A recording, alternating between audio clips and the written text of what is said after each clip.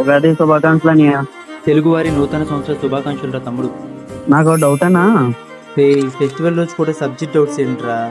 Subject కాదన్నా, పండగ మీదే. అవునా, ఏంటో అడుగు. ఉగాది ఎందుకు జరుపుకుంటారో చెప్తావా? ఈ ఫెస్టివల్ కి మన పురాణాల్లో చాలా స్టోరీస్ ఉన్నారా తమ్ముడు. ఉగాదిని యుగాది అని సంస్కృతంలో పిలిచేవారు. అంటే కొత్త ప్రారంభం అని అర్థం. కాలక్రమేణా అది ఉగాది అని పిలుస్తున్నారు. ఇంకా ఆ కాలంలో సోమకాసురుడు అనే రాక్షసుడు వేదాలను సముద్ర గర్భంలో దాచిపెడితే శ్రీ మహావిష్ణువు తన మొదటి అవతారమైన మత్స్య అవతారం ధరించి వేదాలను కాపాడి బ్రహ్మకి ఇచ్చాడు. ఆ రోజును కూడా యుగాది అని పిలుస్తారు. ఇంకా సీతారాముడు పట్టాభిషేకం చేసిన రోజును కూడా ఉగాది జరుపుకుంటారంట. అబ్బో, నీకు చాలానే తెలుసన్నా. మరి ఉగాది పచ్చళ్ళలో వాడే రుచులు అండ్ వాటి పరమార్థాలు ఏంటి? సింపుల్, మొత్తం 6 రుచులు. తీపి సంతోషానికి, చేదు కష్టాలకి, పులుపు సర్ప్రైజెస్కి, కారం ఛాలెంజెస్కి, ఉప్పు బ్యాలెన్స్కి, మరియు వగర కొత్త ఆరంభానికి. ఇలా లైఫ్లో అన్నిటినీ ఫేస్ చేయాలని ఉగాది పచ్చడిని ప్రత్యేకంగా పెడతారా. అయినా ఇంత భక్తి ఎక్కడి నుంచి వచ్చిందిరా?